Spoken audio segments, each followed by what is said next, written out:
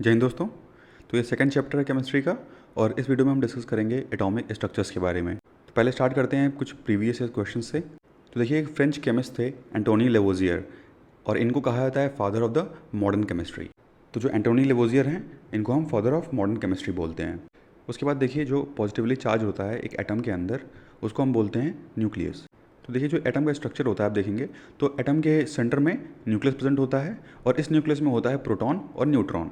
ठीक है, और प्रोटॉन और न्यूट्रॉन होता है और जो इलेक्ट्रॉन होता है वो इसके चारों तरफ चक्कर लगाता है इसका। तो जो पॉजिटिवली चार्ज पार्ट है किसी भी एटम के सेंटर में प्रेजेंट है उसको हम बोलते हैं न्यूक्लियस। देखिए, यहाँ पे एलिमेंट और कंपाउंड के बीच में डिफरेंस की बात किया है। तो एलिमेंट वो होता है जिसमें केवल single type of atom present हो, वहीं कंपाउंड वो होता है जिसमें दो या दो से अधिक टाइप ऑफ एटम्स प्रेजेंट हो। जैसे एग्जांपल के लिए, जैसे सोडियम है तो ये सिंपली प्रेजेंट है तो ये हो गया एक एलिमेंट है सोडियम। लेकिन यही जब क्लोरीन के साथ कंबाइन कर लेगा तो ये फॉर्म कर लेगा NaCl, यानी ये दो एटम्स यहाँ पे कंबाइन किए हैं इसके, तो इसको हम बोलेंगे कंपाउंड। तो देखिए, किसी भी एटम के अंदर प्रोटॉन होता है, न्यूट्रॉन होता है और इलेक्ट्रॉन होता है। प्रोटॉन जो होता है वो पॉजिटिवली चार्ज होता है, न्यूट्रॉन न्यूट्रल होता है और इलेक्ट्रॉन जो है वो निगेटिवली चार्ज होता है। और प्रोटॉन और न्यूट्रॉन जो हैं वो किसी भी एटम के न्यूक्लियस में पाए जाते हैं, सेंटर में पाए जाते हैं। और वहीं जो इलेक्ट्रॉन होता है वो चारों तरफ जो है इस न्यूक्लियस का चक्कर लगाता है। उसके बाद देखिए, जो हाइड्रोजन है, हाइड्रोजन का एटॉमिक नंबर 1 है और हाइड्रोजन के 3 टाइप्स हैं। पहला है प्रोटियम, और जो प्रोटियम होता है उसके पास कोई भी न्यूट्रॉन प्रेजेंट नहीं होता है। उसके बाद है सेकेंड है ड्यूटेरियम और तीसरा है ट्रीटियम। जो ड्यूटेरियम है इसके पास एक न्यूट्रॉन होता है और जो ट्रीटियम होता है इसके पास 2 न्यूट्रॉन होते हैं। ठीक है, तो इसको हम ऐसे लिख सकते हैं 1H1 1H2 और 1H3। तो पहला हो गया प्रोटियम, दूसरा हो गया ड्यूटेरियम और तीसरा हो गया ट्रीटियम। तो ये तीनों जो हैं ये 3 आइसोटोप्स हैं हाइड्रोजन के। उसके बाद देखिए, बात की गई है अल्फ़ा रे या अल्फ़ा पार्टिकल्स की। तो जो अल्फ़ा रे या अल्फ़ा पार्टिकल होता है वो पॉजिटिवली चार्ज पार्टिकल होता है, वहीं जो बीटा पार्टिकल होता है वो नेगेटिवली चार्ज होता है क्योंकि इसमें इलेक्ट्रॉन प्रेजेंट होते हैं। और जो बीटा पार्टिकल होता है इसका मास लगभग नेग्लिजिबल होता है। उसके बाद है गामा रेडिएशन। तो गामा रेडिएशंस में फोटॉन्स प्रेजेंट होते हैं और ये जो है स्पीड ऑफ लाइट से ट्रेवल कर सकते हैं, जैसे आप इलेक्ट्रोमैग्नेटिक रेडिएशन में देखेंगे। तो इलेक्ट्रोमैग्नेटिक रेडिएशन में भी जो स्पीड होती है वो लाइट की स्पीड होती है, वहीं जो गामा रेडिएशन है उसकी भी जो स्पीड है वो लाइट की स्पीड से ही ट्रैवल करता है। बात करते हैं एटम की। तो एटम जो है वो बेसिक यूनिट है किसी भी मैटर का जो है एक बेसिक यूनिट है जिसके अंदर एक न्यूक्लियस प्रेजेंट होता है और उस न्यूक्लियस में प्रेजेंट होता है प्रोटॉन और न्यूट्रॉन, और इलेक्ट्रॉन जो है उसके चारों तरफ रिवॉल्व करता है। देखिए, जो एटम का सबसे पुराना कॉन्सेप्ट है वो दिया गया था महर्षि कन्नड़ के द्वारा, और इनके द्वारा बताया गया था कि जो मैटर है वो बहुत छोटे छोटे पार्टिकल से मिलकर बना हुआ है और उसको हम बोलते हैं परमाणु। ठीक है, परमाणु बोलते हैं। तो ये बताया गया था किसके द्वारा? महर्षि कन्नड़ के द्वारा। और ये भी कहा गया इनके द्वारा कि जो ये परमाणु होता है वो इनडिस्ट्रक्टिबल होता है। तो देखिए, जो प्रोटॉन की डिस्कवरी है वो अर्नेस्ट रदरफोर्ड के द्वारा की गई 1918 में। इलेक्ट्रॉन की डिस्कवरी की जे थॉमसन ने 1897 में और न्यूट्रॉन को डिस्कवर किया जेम्स चैडविक ने 1932 में। कुछ थियरीज देखेंगे तो पहला है डाल्टन एटॉमिक थियरी। ये थियरी दी गई जॉन डाल्टन के द्वारा जो कि एक ब्रिटिश केमिस्ट थे, और इनके द्वारा कहा गया कि जो मैटर है वो एटम से मिलकर बना हुआ है और जो एटम होता है उसको हम छोटे छोटे पार्ट्स में तोड़ नहीं सकते हैं, उसको तोड़ना जो है नामुमकिन है। और इन्होंने कहा कि जो सेम एलिमेंट्स के एटम होते हैं वो सेम होते हैं और जो डिफरेंट एलिमेंट्स के एटम हैं वो अलग अलग होते हैं। तो यही थी डाल्टन की एटॉमिक थियरी।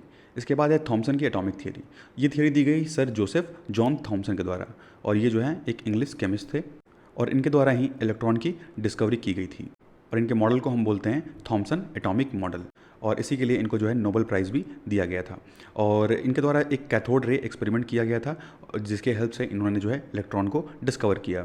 और इनके द्वारा इस थ्योरी में बताया गया कि जो एटम्स होते हैं उसके अंदर एक पॉजिटिव चार्ज प्रेजेंट होता है नेगेटिव चार्ज के साथ। ठीक है, जो एटम है इसके अंदर एक पॉजिटिव चार्ज भी होगा, एक नेगेटिव चार्ज भी प्रेजेंट होता है। और इनके एटॉमिक मॉडल को नाम दिया गया प्लम पुडिंग मॉडल। उसके बाद थर्ड है रदरफोर्ड। इन्होंने दिया रदरफोर्ड एटॉमिक मॉडल, और रदरफोर्ड जो हैं वो जे थॉमसन के स्टूडेंट थे। इनके द्वारा जो है न्यूक्लियस डिस्कवर किया गया और कहा गया कि न्यूक्लियस के अंदर प्रोटॉन और न्यूट्रॉन प्रेजेंट होता है। तो इनकी डिस्कवरी की वजह से जो है ह्यूज चेंजेस हुए in the atomic structure. Atom के स्ट्रक्चर में जो है ढेर सारे चेंजेस हुए क्योंकि इनके द्वारा बताया गया कि प्रोटॉन और न्यूट्रॉन जो हैं वो अंदर प्रेजेंट हैं एक न्यूक्लियस के। इसके बाद देखिए, जो थॉमसन थे इनके ऑब्जर्वेशंस को देखते हुए जो है एक एक्सपेरिमेंट कंडक्ट किया जाता है रदरफोर्ड के द्वारा, और इनके द्वारा एक अलग थियरी दी जाती है एटॉमिक स्ट्रक्चर को लेकर के। और इन्होंने एक एक्सपेरिमेंट कंडक्ट किया था जिसको हम बोलते हैं रदरफोर्ड्स अल्फा रे स्कैटरिंग एक्सपेरिमेंट। और इनके द्वारा कहा गया कि एटम के अंदर इलेक्ट्रॉन प्रेजेंट होते हैं और वो एक ऑर्बिट में प्रेजेंट होते हैं और उस ऑर्बिट को कहा जाता है स्टेशनरी ऑर्बिट। तो इनके द्वारा स्टेशनरी ऑर्बिट जो है उस नाम दिया गया जो इलेक्ट्रॉन उस ऑर्बिट में रिवॉल्व कर रहा था न्यूक्लियस के अराउंड। और हर सेल को रिप्रेजेंट करने के लिए एक क्वांटम नंबर का यूज़ किया गया। और इसमें कहा गया कि जो इलेक्ट्रॉन्स हैं वो एनर्जी अब्जॉर्ब करके हायर लेवल जा सकते हैं या एनर्जी को रिलीज़ करके वो लोअर लेवल में आ सकते हैं। जैसे एग्जांपल के समझिए, मान लीजिए कि ये जो है एटम का सेंटर है, इसके चारों तरफ जो है इलेक्ट्रॉन जो है वो रिवॉल्व कर रहे हैं। एक इलेक्ट्रॉन यहाँ पे है, एक इलेक्ट्रॉन यहाँ है, एक यहाँ है। देखिए इसमें कहा गया जो सबसे ये बाहरी इलेक्ट्रॉन है ये क्या कर सकता है, ये एनर्जी को एब्जॉर्ब कर सकता है और ये हायर लेवल की तरफ जा सकता है। ठीक है, इसके अलावा अगर एनर्जी रिलीज़ करता है तो ये अपने लोअर लेवल की तरफ जा सकता है। और इन्होंने कहा कि अगर इलेक्ट्रॉन अपने ही ऑर्बिट पे बना हुआ है तो कोई भी एब्जॉर्प्शन या एमिशन नहीं हो रहा है, यानी एनर्जी का जो आदान प्रदान है वो नहीं हो रहा है, तो अपने ऑर्बिट पे ही जो इलेक्ट्रॉन है वो घूमता रहेगा। उसके बाद अगला मॉडल है क्वांटम मैकेनिकल मॉडल। देखिए जो क्वांटम मैकेनिकल मॉडल है वो दो थियरीज़ का यूज़ करता है। पहला है ड्यूअल बिहेवियर ऑफ मैटर और दूसरा है हाइंसबर्ग अनसर्टेनिटी प्रिंसिपल।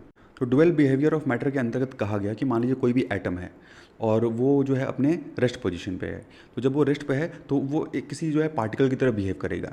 वहीं जब वो मोशन में आ जाएगा तो वेव की तरह बिहेव करेगा।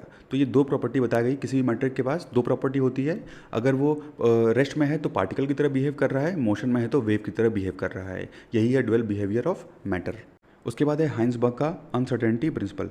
तो इसके अंतर्गत इन्होंने ये बताया कि जो इलेक्ट्रॉन का पोजीशन होता है या जो इलेक्ट्रॉन मूवमेंट कर रहा है, जो मूव कर रहा है, उसको कोई भी डिटरमाइन नहीं कर सकता। यानी हम बिल्कुल एक्यूरेटली या बिल्कुल करेक्टली ये नहीं बता सकते हैं कि अभी फ़िलहाल में जो इलेक्ट्रॉन है उसका पोजीशन कहाँ पे है या वो कितने स्पीड से वो जो है मूवमेंट कर रहा है, तो ये हम नहीं बता सकते हैं।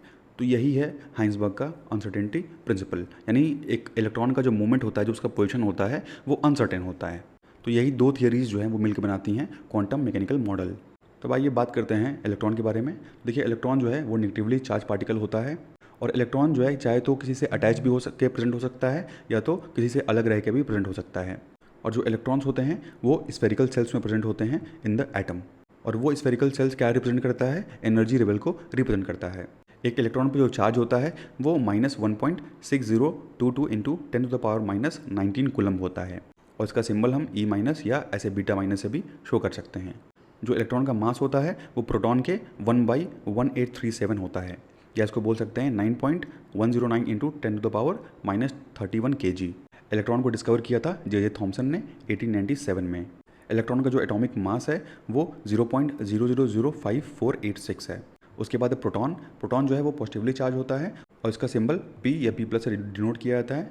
और प्रोटॉन पे जो चार्ज होता है वो +1.6022 इंटू 10⁻⁻19 कूलम्ब होता है। इसका जो वेट है 1.6726 इंटू 10⁻⁻27 kg इसका वेट होता है। और प्रोटॉन का जो एटॉमिक मास है वो 1.00727 है।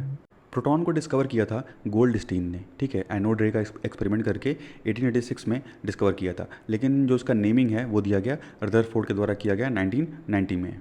उसके बाद है न्यूट्रॉन जो है वो न्यूट्रल चार्ज, यानी उस पर कोई भी चार्ज नहीं होता है और इसका जो सिंबल है वो है N। और प्रोटॉन के कंपैरिजन में जो न्यूट्रॉन होता है उसका मास ज़्यादा होता है और इसको डिस्कवर किया था जेम्स चैडविक ने 1932 में।